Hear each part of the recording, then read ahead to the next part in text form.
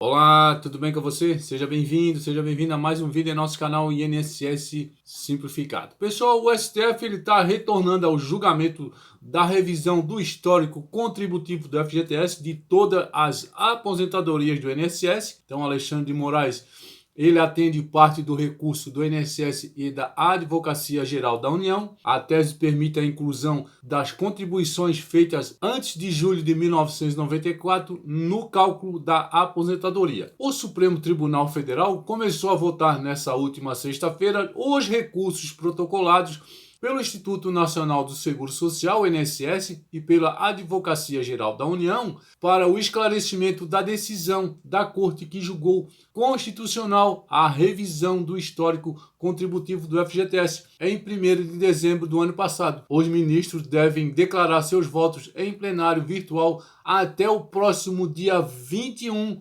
de agosto. Pessoal, e antes de continuar, eu gostaria de pedir uma gentileza para você que é super rápido. Se inscrever em nosso canal e deixar seu like, assim fortalece nosso canal e a gente pode postar vídeos todos os dias com matérias atuais para você. Suspensão dos processos. 2 meses depois, em 28 de julho, o ministro Alexandre de Moraes suspendeu todas as ações relacionadas a esse assunto, por considerar sensato suspender os processos em andamento em instâncias inferiores até que a decisão final do recurso seja proferida pelo tribunal.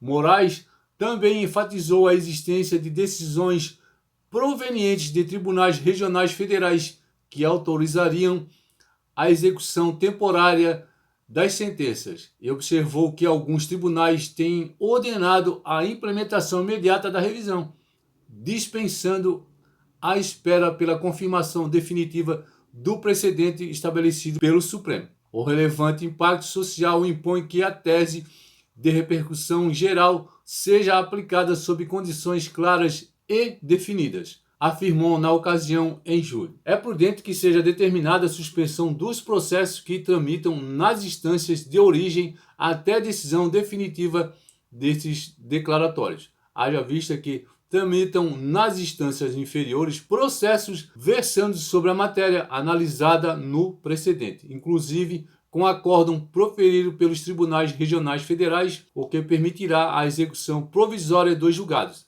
até porque alguns tribunais têm determinado a implantação imediata da revisão sem aguardar o trânsito em julgado desde precedente. Por outro lado, o relevante impacto social impõe que a tese de repercussão geral seja aplicada sob condições claras e definidas, afirmou o ministro. Julgamento retomado. Nesta última sexta-feira, dia 11, ao ser retomado o julgamento, o ministro Alexandre de Moraes ele atendeu parte dos recursos a fim de modular a decisão do STF de dezembro do ano passado. No documento, o magistrado defende 2 pontos. O primeiro é que benefícios distintos, aqueles que estiveram em vigor, porém, devido às mudanças legislativas, foram abolidos ao longo dos anos e agora não têm mais aplicação, não podem ser mais revistos. O segundo é a proibição da revisão retroativa a parcelas já pagas ou quitadas por força de decisão judicial já transitada em julgado. Quanto a este último ponto, as correções das próximas parcelas devem ser feitas levando em consideração 1º de dezembro de 2022, quando o STF declarou constitucional a tese. Esse entendimento prestigia o princípio da inafastabilidade da jurisdição, que não pode prejudicar aqueles que recorreram ao Poder Judiciário, escreveu o ministro.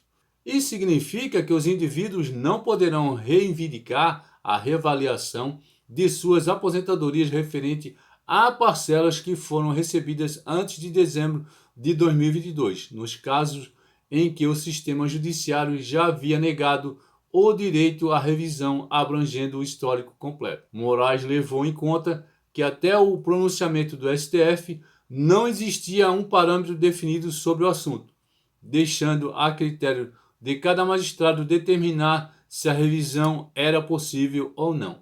A decisão, no entanto, determina parâmetros para o recálculo a partir de dezembro de 2022. O julgamento pode ser reagendado caso alguns ministros solicitem destaque para o seu voto. Neste cenário, a sessão precisa ocorrer fisicamente no plenário, em uma nova data a ser determinada pelo STF. Quando a Corte concluir o julgamento, não há mais possibilidade de recursos para o processo, se os aposentados forem favorecidos pela decisão do STF. Isso não implica automaticamente que eles receberão o reajuste. Os processos voltam a tramitar na Justiça para avaliação de caso a caso. Em maio deste ano, o INSS ele solicitou a suspensão dos processos sobre o tema e o cancelamento da decisão do STF de dezembro do ano passado, que foi publicada em 13 de abril deste ano, quando a Corte declarou constitucional a revisão. Caso não ocorra anulação, o INSS pediu que a revisão não seja aplicada a benefícios previdenciários já extintos, a decisões que negaram o direito à revisão do histórico contributivo do FGTS e a diferenças nos pagamentos de prestações de benefícios liquidados antes a divulgação da decisão.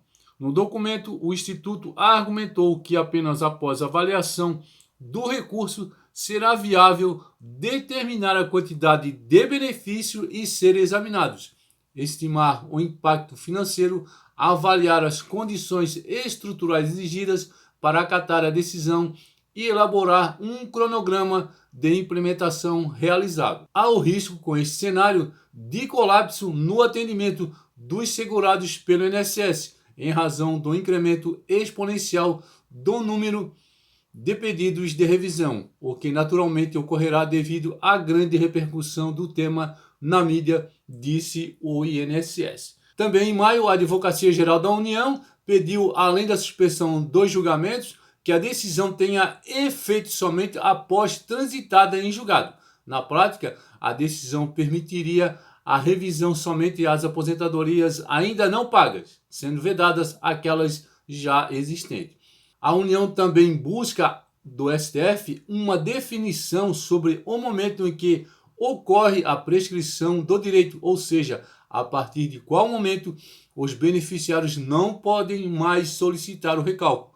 O objetivo é evitar a imposição de pagamentos retroativos referente a parcelas que já foram recebidas há muitas décadas. As medidas seriam necessárias para a preservação da segurança jurídica e em razão do impacto da nova tese de repercussão geral sobre as contas públicas, bem como levando em conta os limites da capacidade administrativa do INSS, diz o texto da Advocacia Geral da União, para a preservação da segurança jurídica e em razão do impacto da nova tese de repercussão geral sobre as contas públicas, bem como levando em conta os limites da capacidade administrativa do INSS. É necessário modular os efeitos de forma que o tema 1102 tenha eficácia prospectiva. Então, nessa última sexta-feira, dia 11, voltou a tramitar, o processo, esse julgamento da revisão